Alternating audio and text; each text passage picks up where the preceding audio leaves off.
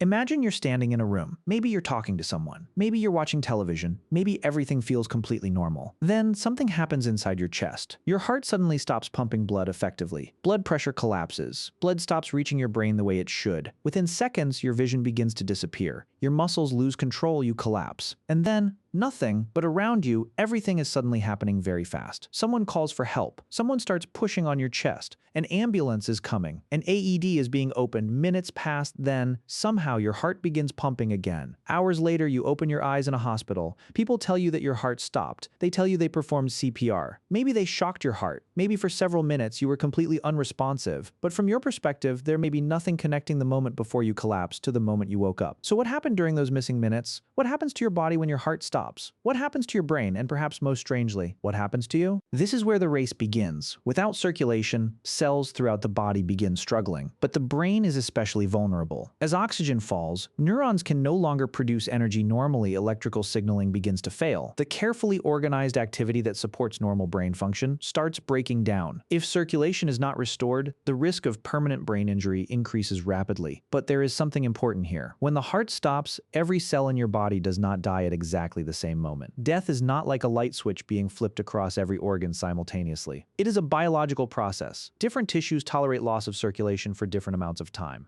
That creates a window where emergency treatment can sometimes reverse what is happening. And one of the strangest tools we use during that window is incredibly simple. Someone pushes on your chest, CPR. Most people know what CPR looks like. Hands on the center of the chest. Push hard. Let the chest rise. Push again. Again, but what are those compressions actually doing? When your heart is no longer pumping effectively, chest compressions create artificial circulation. Every compression squeezes the chest and helps push some blood through the body. When the pressure is released, the chest recoils. CPR does not reproduce the full power of a healthy heartbeat. It cannot simply make everything normal again, but it can move enough blood to help deliver some oxygen to the brain and other vital organs while rescuers try to fix the underlying problem. In other words, the person performing CPR is temporarily doing part of the heart's job from outside the body. That is why stopping compressions unnecessarily can be so harmful. The moment the pushing stops, that artificial circulation falls. But then comes the part everyone has seen in movies. Someone grabs two paddles. Everyone moves away. A doctor shouts something dramatic, then shock. The patient's body jumps, and suddenly the monitor shows a perfect heartbeat. Except real defibrillation does not work quite like that. A defibrillator does not simply inject electricity into any stopped heart and force it to start. In fact, some cardiac arrest rhythms should not be shocked at all. Defibrillation is particularly useful when the heart is trapped in certain dangerous electrical rhythms, such as ventricular fibrillation. During ventricular fibrillation, the electrical activity of the heart becomes chaotic. The heart muscle is not producing an organized pumping motion. A defibrillator delivers a controlled electrical shock that can interrupt that chaos. The goal is to give the heart's electrical system an opportunity to reorganize into a rhythm capable of producing circulation. It is less like jump-starting a dead battery, and more like interrupting a system that has become electrically scrambled. And this is why speed matters so much. The longer the heart and brain go without adequate circulation, the harder recovery becomes. CPR can buy time. An AED can identify whether a shockable rhythm is present. Emergency teams can give medications, support breathing, search for reversible causes, and continue resuscitation. Then, sometimes, something remarkable happens. A pulse returns. Doctors call this return of spontaneous circulation. The person's own heart is once again producing blood flow, but that does not mean the emergency is over. The body has just experienced something enormous. The brain may have spent minutes receiving far less oxygen than normal. The heart itself may be injured. Other organs may have been affected. So after circulation returns, doctors turn their attention to protecting the brain,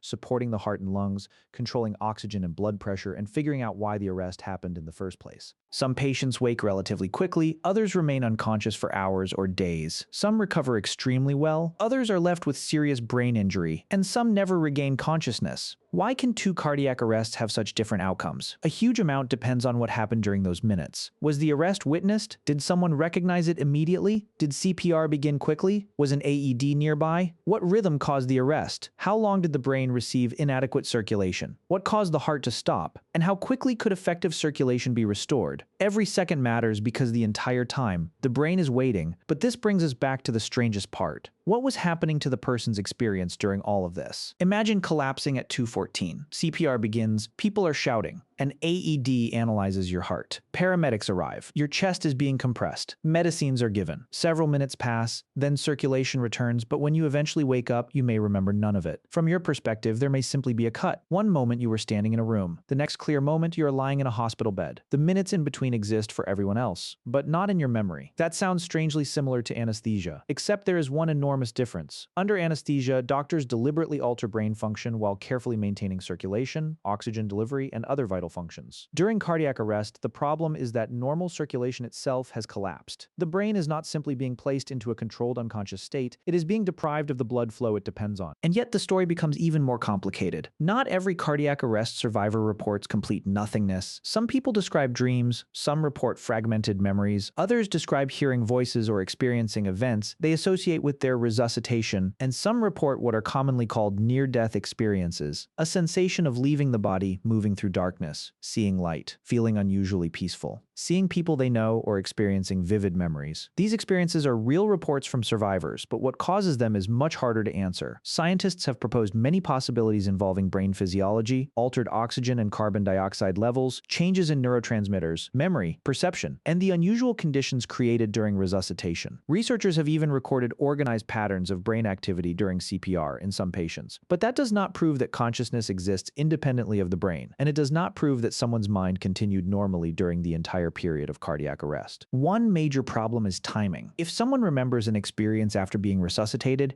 it can be extremely difficult to determine exactly when that experience occurred. Was it during the initial collapse, during CPR, when some blood flow had been restored, while consciousness was returning? During recovery afterward, the memory may feel continuous even if the underlying brain events were not. So, science has to be careful. We know people sometimes report extraordinary experiences after cardiac arrest. We know the brain can show complicated activity during resuscitation, but exactly what someone subjectively experiences during every stage of dying and resuscitation remains an open question. And that leads to an even bigger question. When does a person actually die? For most of human history, the answer seemed simple. If someone stopped breathing and their heart stopped, they were dead. There was very little anyone could do, but modern resuscitation changed that boundary today. A heart can stop, and sometimes circulation can return, a person can collapse without a pulse and later leave the hospital alive. So cardiac arrest itself does not necessarily mean that irreversible death has already occurred. Instead, it can begin a process that may become irreversible if circulation cannot be restored. That distinction is important because your body does not instantly transform from completely alive to completely unrecoverable in one magical moment. There is a transition, and medicine sometimes fights inside that transition. CPR pushes blood. Ventilation provides oxygen. Defibrillation can interrupt certain lethal rhythms. Medications support the resuscitation. Doctors search for whatever caused the collapse. All of it is an attempt to restore circulation before the damage becomes irreversible. And occasionally, it works. Someone whose heart stopped is sitting at dinner months later. Someone whose brain lost normal circulation is talking to their family again. Someone who disappeared from their own experience for several minutes opens their eyes and continues their life. Which leaves us with something deeply strange. Your heart is just a pump made of muscle, but almost everything you call your life depends on that pump continuing to move blood toward your brain. Your memories, your personality, your awareness, your plans, your sense that you exist right now. Stop the circulation, and within seconds, consciousness can disappear. Restore it quickly enough, and sometimes that same conscious person returns. So maybe the mystery of cardiac arrest is not simply how doctors can restart circulation. Maybe the deeper mystery is what those missing minutes reveal about us. Because if your heart can stop, your conscious world can disappear, and then, under the right circumstances, that world can return. Where exactly is the boundary between dying and being gone, and during those minutes when the world disappeared? What happened to you?